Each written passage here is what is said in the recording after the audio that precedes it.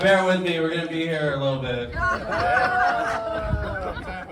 I'm not kidding either, so. When I began writing this, I wasn't really sure where to start because there's so much to say and eras to the friendship and brotherhood that Graham and I have come to know. So I'm going to start at conversation number 1. We're at CBCS, it's like Christian high school. I was in my locker and I felt someone come up to me. And I turned around to see Graham's face, all facetiously looking at me, and he said, "I heard about your pants." And I said, "What? You heard about my parents?" He started laughing. He's like, No. I heard like this. No. I heard about your pants. And I'm like, "What? You heard about my parents? You heard about my pants?" He just kept laughing. And I don't actually remember how that conversation really ended. Basically because it didn't. A few years later, we would begin to hang out a little more, but it wasn't until we linked up with our friends Joey Morris and Tyler Kalin where we really started connecting. And I can remember getting in trouble at my house and going to Graham's. I don't know if you knew about this or not, but where I would sneak around the side yard, climb through the window, and we'd hang out, listen to music, watch movies. I watched Graham play guitar, run around his room, extremely hyper. I remember once Graham jumping from bed to bed, running back and forth where Glenn would sleep, and at one point he ran and tripped, going shoulder first into his large bedroom window, which spider-webbed the entire thing. He was all shocked. "What do I do, man?" I said, "Go talk to Kirk." I recall the first real time hanging out, laughing for hours in the back of his truck over the dumbest shit, and I had no idea this would never end, and Kat and Malia can very much attest for this. I remember doing a ton of troublemaker type of things all the time, blowing up dry ice bombs, tipping over porta potties, taping people's cars, egging cars, and more that won't go over here. But we were so insanely, massively hyper and bored that's how we had fun. And each time going a little further, this one for years. And in the midst of all this, unfortunately, we were getting in trouble with our families, and as this happened, the conversation grew deeper with both of us. And in that, the love for music also grew deeper as it was kind of our safe haven. I really believe that had I not hung out with Graham and watched him play punk rock like that, I wouldn't have dove into music as deep as I did, or at least not as soon. And how that began, he found a whole notebook of lyrics in my car, and I can still hear him saying, "Dude, what are these? You have all these lyrics? Why did you never say anything?" And from that day, we became obsessed with creating music, and it's like the boredom and nonstop troublemaking slowed down for some of those moments.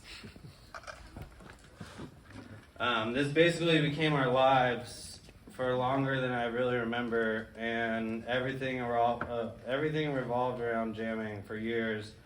And people recognized immediately that the two of us had a unique quality of authentic sound when playing. But what came with that was a lot of partying, and really went too far. I can't really express or begin to say how close Graham and I have become over the years.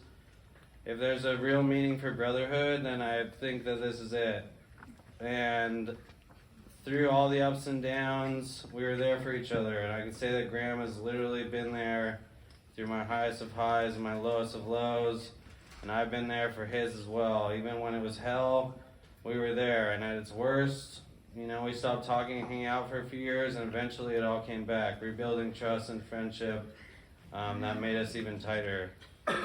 It's happened a couple times, but each time the relationship ended up becoming closer and the bond more tight. It's almost hard to explain all this and put into words because this relationship has been going on since like 7th or 8th grade.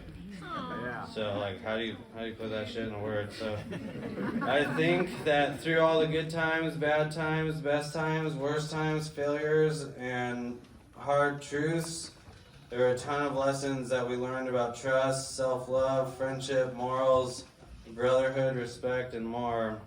And we basically learned how to handle life, deal with the depths of what it means to truly step into your own and gain appreciation for life through the equal love of music. And there was a third person that eventually was added to this mix, Alicia. I know the three of us will always share many grateful memories that we have all come to look at as home or rooted in what true friendship and unconditional love looks like. And for those that play music, you may be able to understand this more, but for those who don't, connecting with somebody who has the same passion and creative sense of music is equal to finishing your best friend's sentences, or being able to look at each other and already know what the other one is thinking. We had all this, and we had this all the time, and knew we were brothers, to the point where Graham would call me Glenn a lot.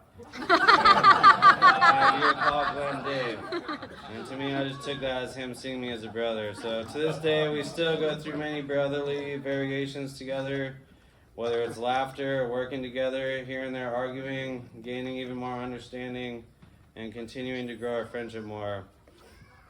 It's a true blessing. And I can say that Graham is one of the most driven, focused, passionate people when his mind is set to something. And this comes out in many ways, but I'll definitely spare you on some of these examples.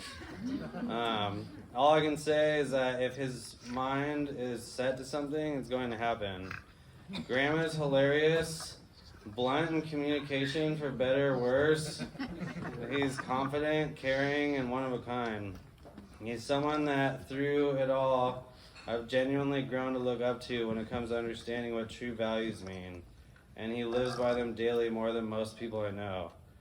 It takes a lot of discipline to walk through life valuing aspects of yourself that you strive to achieve, while at the same time being real and understanding aspects of yourself you're not pumped on, and utilizing them in a way to grow. But that is Graham. That'll make you look at your own decisions, values, and how you walk through life in a way that makes you proud to do so. Dude, I swear to God, all day, these flies just been like, anyways. I'll make you look at your own decisions, values, and how you walk through life in a way that makes you proud to do so. I'm genuinely proud of who this man has become, and I'm so thankful to spend the time I do with him. Is that funny, dude? Diving into our late 30s and going through these chapters of life together. Knowing I have someone in my life who's just as weird and all that as I am. It's a pleasure, too, to see Graham help others build their lives. And it's interesting because his confidence and frankness of what can and cannot work for an individual is so well thought out. It's always a reminder to take into your own consideration. We're probably like halfway through. Yeah.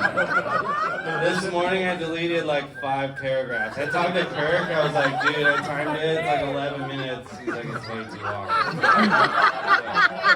Yeah. Right. We'll have an intermission. Well, I gotta get to Malia too.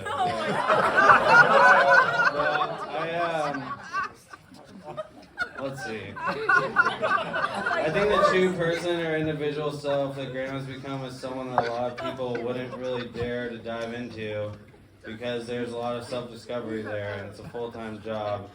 And the difference is Graham is able to share this through some of his lyrics, which are oftentimes very real, painful, and here's a couple of them that I always really like. Are you ready?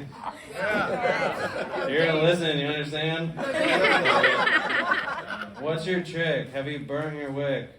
Are your only pair of shoes full of mud and sticks? You seem to loosen all your lessons till your lungs can't take it. The next one I really love is I fought, I pried, I tried. Never could quite get it right. Stood tall with iron heart, just smelt me back to size. True puddle of a man, had to crawl before I stand, before your jury and the judge. certain I fucked up. Mercy is hard to find, it's true. I wit finds you. May I proceed where I left off? And if you listen to the years of music Graham's created, you can hear what he's really been going through. They're extremely real. Anyways, I could go on forever about that shit, but let's get to Malia.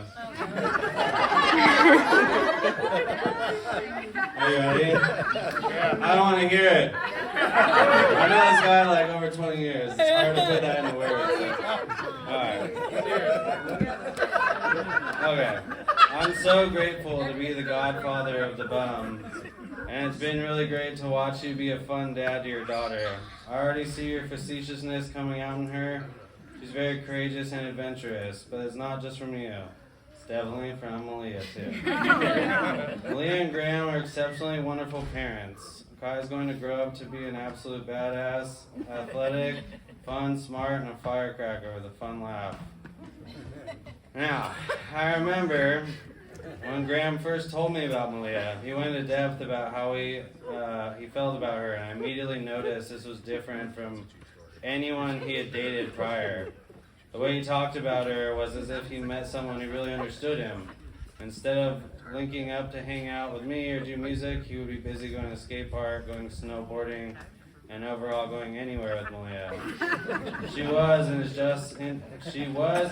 just as into all the same passions that he was and is. I remember we'd be working and all I could talk about was Malia and how different and cool she was, so I felt like I knew her before I met her. Now that Malia and I have also become close, I can honestly say that you picked an absolute amazing lady, and she's one of the coolest women and people I know today, a true gem. But let me also say this. Malia and my girlfriend Kat, this is a side note, have a super high threshold for Graham and I's ridiculous comical bullshit and sets him down to pursue things, both for productive value and comedic value. It's real. It's very appreciated and definitely thankless. Malia is extremely wonderful, smart, caring, intuitive, thoughtful, funny, beautiful inside and out, loving, nurturing, adventurous, and amazing. She is definitely appreciative of the little moments and aspects of life that make things memorable. And Graham, you're lucky to have truly found a diamond in the rough. I love watching you both as parents with Kai. You two make the dream team, and your love you have for each other is something enjoyable to watch and flourish. And I look forward to seeing where it grows now that you've made exceptional roots. And Malia, I think that you bring a balance to Graham's life that no one could. You've kind of like tamed the beast of sorts. Anyways, I'm forever grateful for the love you share with him and for the friendship that you and I have come to know. And Graham, you done good. Again, thanks for making me a godfather. If you have a drink or water or whatever, put it in the air so we can get a cheers. Yeah. The next generation of both of these families, okay? That's love. That's all. And thanks for listening. This speech took me 2 months, 4 days, 6 hours, 18 minutes, and 34 topics. Everybody else keep it going for Dave.